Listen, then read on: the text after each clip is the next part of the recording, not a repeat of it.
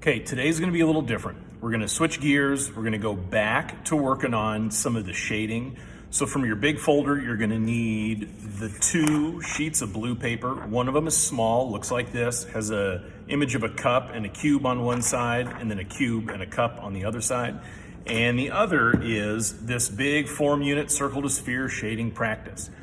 Now, when we work on the blue paper, just like when you end up doing your big blue still life here a little bit later, you're gonna utilize 2 different pencils. The regular number 2 pencil that's sharpenable. You don't wanna use a mechanical pencil on any of this.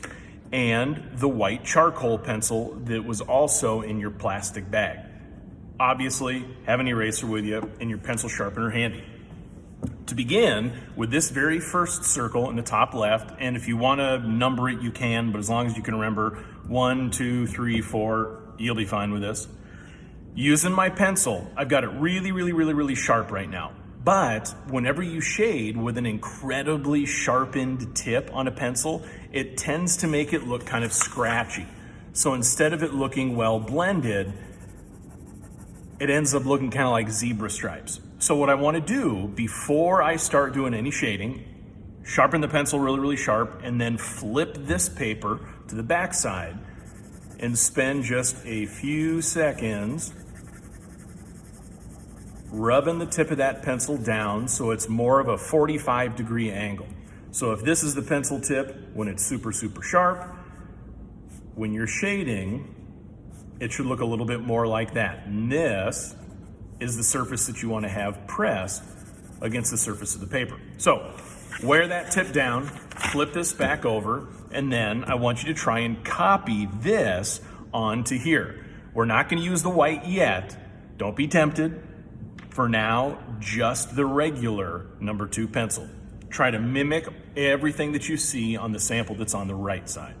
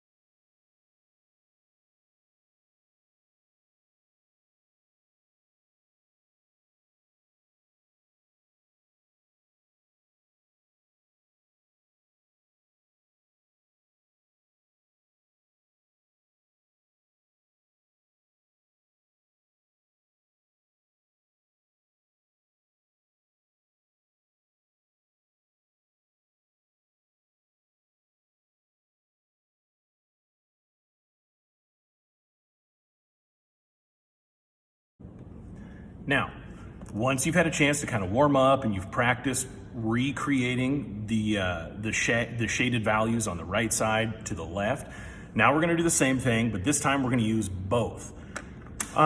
With the white charcoal, I'm just going to warn you, if you're holding it at a specific angle, sometimes it'll drag itself across the surface and it ends up sounding quite a lot like nails on a chalkboard. So just like with the regular pencil to shade with, you want to take and work a portion of that tip so that it's down a little bit flatter. It allows for a more smooth transition of value. Okay, wear the tip of that down. And now when we're using the white, one of the things we want to try to avoid is blending the white with the 2B or the number 2 pencil.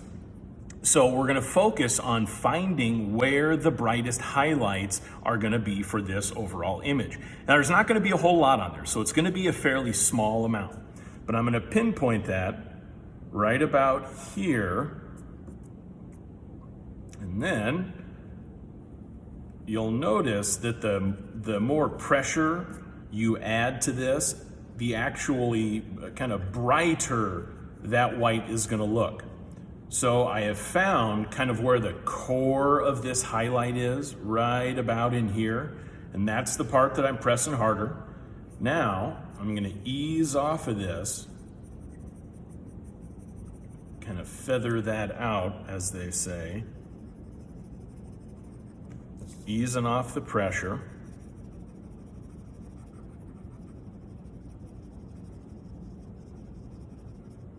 Until it is as light as you can get it. And now I'm not going all the way to the edge of this circle. I still need to leave a little bit of space for that 2B or that number 2 pencil. Okay, so I think I've got the overall core for that highlight. Now I'm going to switch back over. I'm going to start kind of the same way that I did on this first one. If it works better for you to start in the darker spots, start there. If it works better for you to start in the lighter spots, do what's more comfortable for you.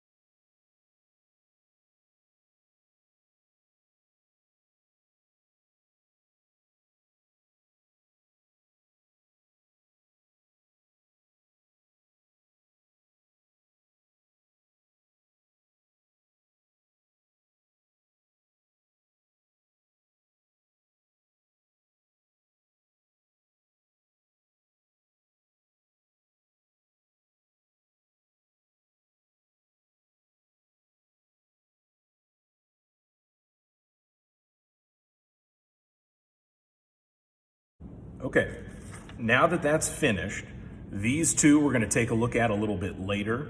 Carefully slide this off to the side. And then, taking a look at this blue sheet, we're going to shade it with both of these pencils. Now, we're not going to do the whole thing today. All we're going to do today is this cube. We're going to label it, and I'm going to walk you through shading it. But you've got to be sure that you're working on the correct side. Yes, there is a cup and a cube on both sides, but the top side, the side that we're going to do together, the top side is going to be the side that has the cup on the left, the cube on the right. The reverse side, this is going to be the side that I actually grade. So you'll do the cube on the left and the cup on the right on your own. For today, like I said, we're just going to take a look at the cube. Now, before we shade anything, I want us to label where the different values are going to be. So with 3 arrows, just like my sample here, the top is going to be the lightest. The right side here, dark. And then this left side is going to be our medium. So, for now, with just the 2B, I want you to shade the darker side. As you can see in this example, it's much darker along the vertical in that upper diagonal than it is on the right vertical or the lower diagonal. So I'm going to start by building this value in, just like I did when I was working on those circles, which are now called spheres once they're shaded. I'm gonna get this somewhat, and I hesitate to use the word outlined, just because when you're shading, trying to keep things looking realistic can be difficult if there is an outline to them, like a dark outline to them. So when I say outline, I'm just referencing where the darker portion overall should be.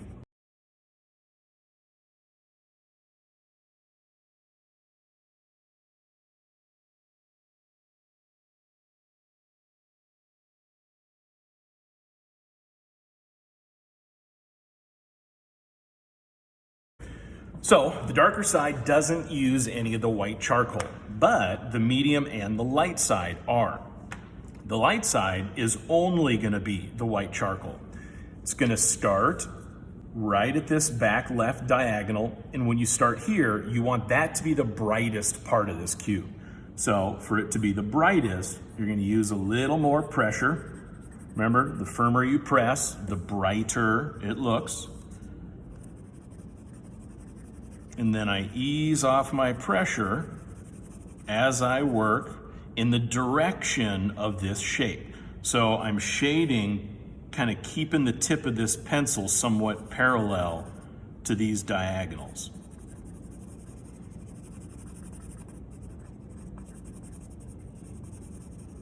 Lightens up to the lightest that you can get by easing off that pressure as much as you can by the time you get all the way to the right. Now, since we've already got the white in our hand, we're gonna do the medium side. Lighter down in the bottom corner, so I'm gonna highlight this somewhat. Kind of this J shape. And now I'm actually gonna work diagonally as I shade. And the reason for that is that we're gonna visually split this cube in half diagonally. On one side, the lighter side, you wanna ease off of your pressure enough so that you are to the lightest possible value you can get by the time you hit that halfway point. Because now, using your 2B or your number 2, we're gonna start a little bit darker in this upper left, and then working diagonally. Ease off that pressure a little bit at a time until you are as light as you can get with that number 2 by the time you hit the lightest bit of value from the white charcoal. Because again, we want to try to avoid having those overlap on one another.